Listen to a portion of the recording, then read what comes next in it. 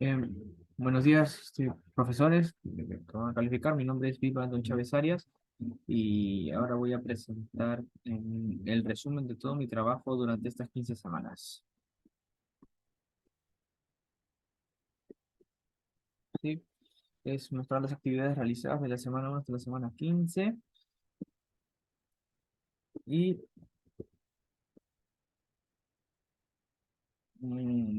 ya, en la semana 1 se me asignó un proyecto. Acá dice un sistema inteligente que utiliza una técnica de aprendizaje automático, Random Forest, para la detección de phishing.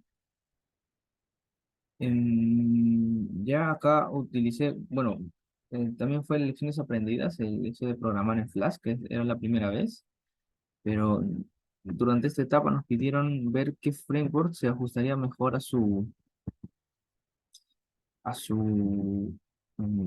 proyecto. Entonces, conversando con los TPs, era un trabajo en conjunto, habían dos de TDPs. Entonces le dijimos que si querían hacerlo rápido era con Flask. Al principio todo local. Y dijeron ya, entonces nosotros hicimos la creación de la base de datos, el login, el home y la creación del usuario. Esa fue la primera acta de reunión. Entonces nosotros tuvimos que hacer la conexión con la base de datos. Estaba bastante simple y hicimos un pequeño login al principio. Eso fue por parte de la semana 1. También ellos querían de que el login en la base de datos se encriptara, entonces Flask tiene funciones, o tiene plugins, tú instalas y te permite tener funciones que te permiten toda esta autenticación y encriptación. Eso es para la semana 1. Para la semana 2 me cambiaron de proyecto. Básicamente estuve casi todo seminario con este proyecto. Es una solución tecnológica basada en cloud computing y blockchain para el proceso de vacunación de niños en el Perú. Mi tarea principal, estuve solo ahí, en todo lo que tiene que ver este proyecto, estuve solo como TDP, y fue implementar el front. Sí, ahora ya me dijeron que lo tenía que hacer en Angular, entonces rebusqué un poquito la documentación que yo tenía acerca de Angular. Y en la primera semana de trabajo, que vendría a ser la segunda semana para en el curso de TDPs, era implementar el sidebar y el navbar. En una página es como que el menú y un menú desplegable lateral. La visualización de datos en una tabla, búsqueda de paciente por nombres y navegación y conexión de base de datos. La visualización era en una tabla. Para esto, obviamente, tuve que tener una API. Ellos ya habían tenido una API. Estaba en .NET 6. Y entonces yo con Angular simplemente al principio fue mostrar las cosas, ¿no? No fue creo que hasta la semana 4 donde decidí usar Bootstrap, donde me facilitó mucho la tarea porque ya no tendría que preocuparme tanto con el CSS. Pero en un principio intenté implementarlo a HTML puro y no fue lo mejor. Las lecciones aprendidas es que la conexión entre front y backend, que más que una lección aprendida es un refresco. Creación de sidebar y navbar con HTML, eso sí fue nuevo porque antes lo hacía con Bootstrap. Función de searching, básicamente esto lo hice con lógica, como que intenté todo, primero hice todos lowercase y luego encontrando, porque los strings que se mandan son un arreglo de caracteres, ¿no? Entonces buscaba los caracteres y en base a eso se listaba. Y navegación y conexiones. Conexión con la base de datos, con el endpoint. Y la navegación es poder saltar de una página a otra, ¿no? Con el URL. Para la semana 3 es que fue el mismo proyecto, me mandaron a hacer un login con reconocimiento de rol, un logout, navegación para doctores y padres, creación de tablas y creación de pestañas de registro. Ya. El login con reconocimiento de rol no lo sabía. Angular permite, tiene funciones para poder hacer esto, un poquito rebuscadas, pero tiene, un poquito complicadas también, pero permite el extraer el token y poder de tokenizarlo y extraer el rol que está en el token. Eso permite Angular. Y el logout es el hecho de quitarlo desde el local storage y, em, y desde y desde el mismo Angular, que el Angular cuando haces el login con rol, tiene una función adentro, como un local storage del Angular, que permite que tú puedas entrar sin haberte logueado y sin que esté en el local storage. Entonces es interesante, el logout borra el local storage tanto de la computadora como el del Angular. Navegación para doctores y padres es que habían dos pantallas, ¿no? Una la que visualizaba el doctor y otra los padres. Entonces se tuvieron que hacer diferentes restricciones de navegación para eso y Angular también permite eso. Y creación de tablas y creación de pestaña de registro. Una pestaña donde podías registrar, esto es como un CRUD, ¿no?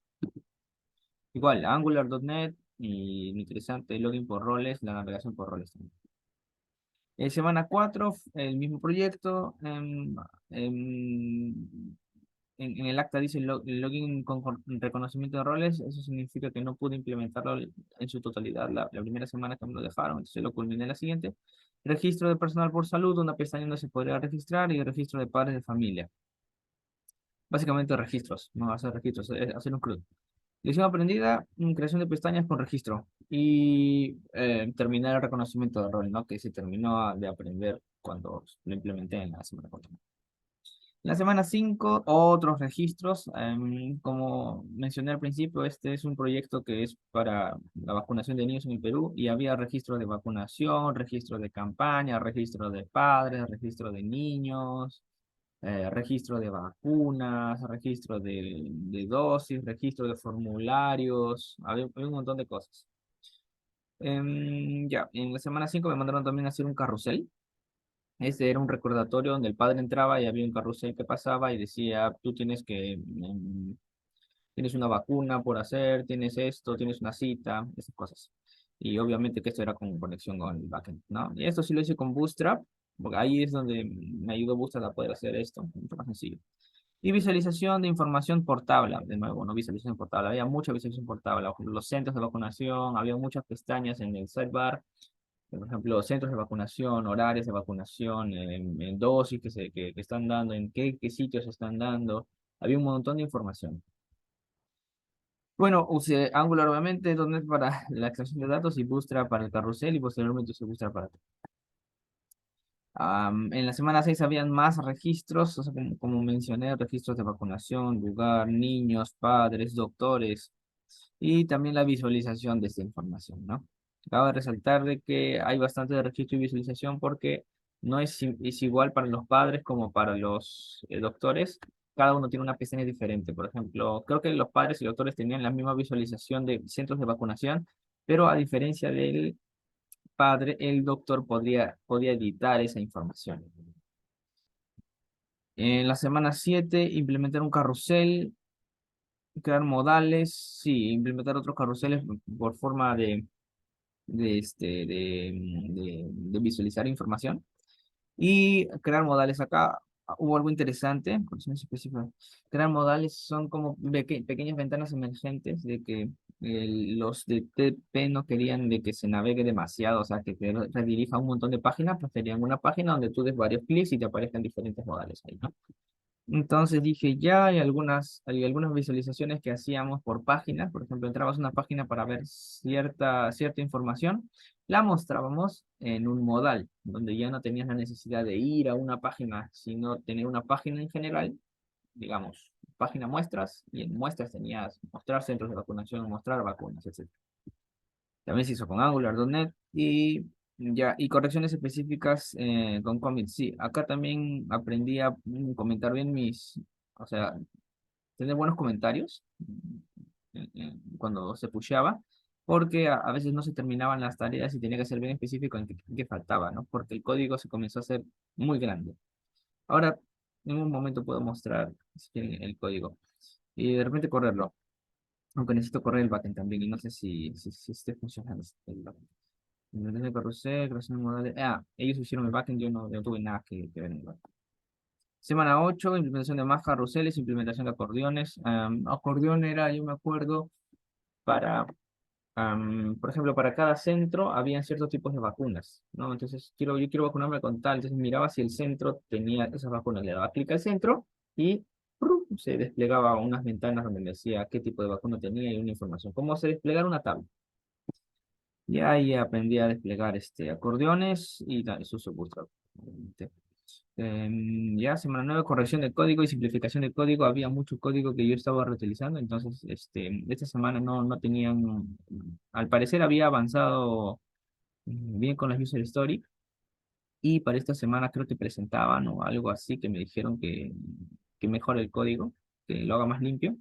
Entonces me pasé buscando dónde implementar otra función, creé carpetas de servicios y un montón de cosas para poder reutilizar el código, ¿no?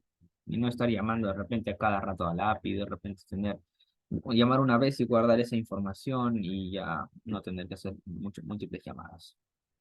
Y también aprendí a comentar el código, ¿vale? Porque es importante, después no sabía qué estaba haciendo. Implementar modelo en la semana 10 se me cambió un proyecto de generación de prueba de ropa a partir de fotos. O sea, una persona se tomó una foto así, ponía una ropa que quería, subía una ropa y decía, yo quiero ver cómo me veo con esa ropa. Entonces el proyecto consta en eso. Fuimos dos de TTP y implementamos, al menos a mí se me dejó la tarea en la semana 10, en la primera semana que trabajé con los TPs, implementar un modelo para segmentar imágenes. Las segmentaciones, por ejemplo, yo estoy acá, entonces todo el fondo es un color y mi cara es otro color, ¿no? Mi cara es otro color. De repente esta ropa es otro color. Ellos estaban utilizando un modelo que se llamaba Byton que pedía estos requerimientos. Es por eso que o sea, es por eso que para poder modelar a una persona con cierta ropa necesitamos cierto ingreso de imágenes. Imágenes segmentadas, imágenes con cierta resolución, cierto tamaño, posiciones de la persona y un montón de cosas que pedía el modelo. Y una de las tareas era que segmente imágenes, ¿no? Para esto usé Python, OpenPose, GitHub y Python. Implementar modelo para segmentar imágenes. Ya, la semana 11 fue exactamente lo mismo porque, bueno, la semana 11 cambió un poquito. Ahí tenía yo que automatizar este proceso. El problema es que yo tenía que subir una imagen manualmente, yo tenía que subir, indicar cosas manualmente y el TP me dijo que sea automático. Entonces intenté subir las imágenes a Google Drive para que esto sea más automático, ¿no? Además de que se necesitaba instalar plugins ahí y dar como F5 para que el collab funcione. El collab fue el entorno donde se desarrolló. Entonces, él me dijo que quería que sea automático. Yo le dije, al menos en collab no se puede, porque necesitas dar este refresh source. Entonces, intenté desarrollarlo en Code, pero para este tipo de cosas, Colab, al menos tuve mucha más experiencia en Colab y le dije, mira, ¿sabes qué? Cuando el modelo esté listo, lo subimos con las versiones que se necesita y nunca más vas a tener que actualizarlo. Me dijo, ya está bien. Pero mi trabajo no era subirlo, no, mi trabajo era presentar eso. En la semana 12 no había, por parte del código, creo que ellos no necesitaban más. Estamos esperando que mi compañero pueda hacer su parte de las posiciones para que todos ingresen al modelo y funcione. Mi parte de segmentación de imágenes estaba hecha.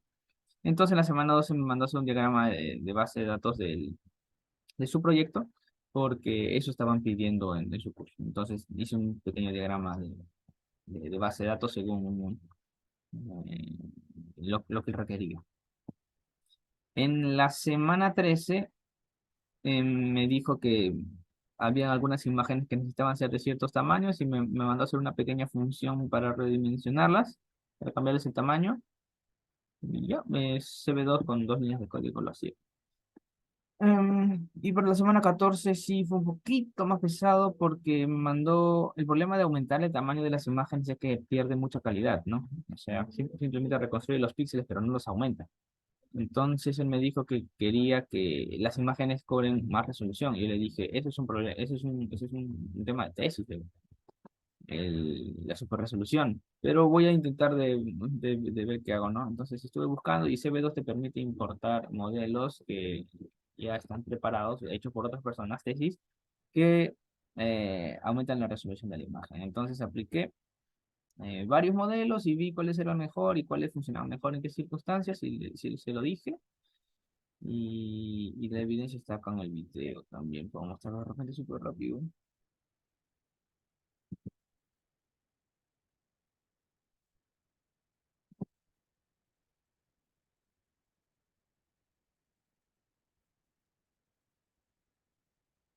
Bueno, hasta que va cargando, que ya cargó súper rápido.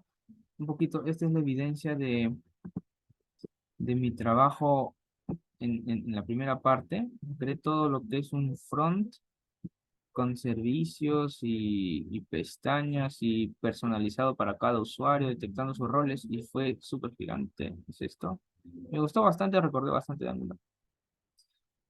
Y este es la parte final del trabajo de aumentar la resolución. A diferencia del primer proyecto en el que estaba, em, no era progresivo en el mismo código. Acá me mandaban a hacer una cosa, era un código y se acababa. Otro código, se acababa. Aumentar la imagen, aumentar la resolución. Pero en el otro era progresivo, ¿no? Todo en una misma aplicación. Y acá pues, se puede ver los distintos modelos. El pad pone distintos modelos. Y acá se ha aumentado la imagen. Son imágenes que eran 175 por 200 creo. Se cambiaron a 1000 por 600 y con una resolución aceptable. Y ese es